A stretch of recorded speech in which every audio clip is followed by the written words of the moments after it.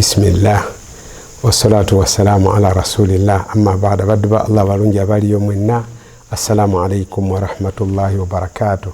Tugenda maaso n'emisomo gyaffe ku programu yaffe ya hadithi y'olunaku egikwata ku nnaku 10 ezisooka mu mwezi gwa Dhulhijja. Leero tukutuusaako hadithi ya Qatada radiyallahu anhu atunyumiza nga ajja ku Nabbi sallallahu alaihi wasallam bwe yali ayogera ku bukulu bw'okusiiba olunaku lwa Arafa. Agamba nti nno Nabbi sallallahu alaihi wasallam yali ayogera ku sawmu yawmu Arafa, obukulu bw'okusiiba olunaku lwa Arafa n'alusiibya afuna ki? N'agamba yukaffiru sanata almadiyata walbaqiya, nti lusangulawo amazambi ga myaka egi, omwaka guno gw'olimu, omwaka omukadde n'omwaka omupya. Kikulu nnyo, hadithi ntuufu eri mu Muslim.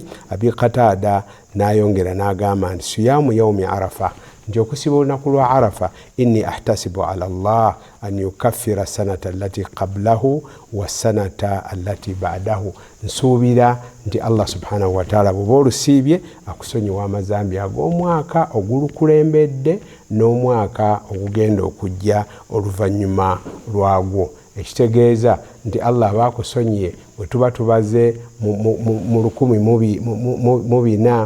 1445 kalenda ya Kiwarabu, abagukusonyiye ogw'emabega guno n'ogugenda okuddako, ne bw'oba obaze nti 2024 na 2025 Allah abakusonyiye olw'okusiiba okwo okwa yawmu Arafa.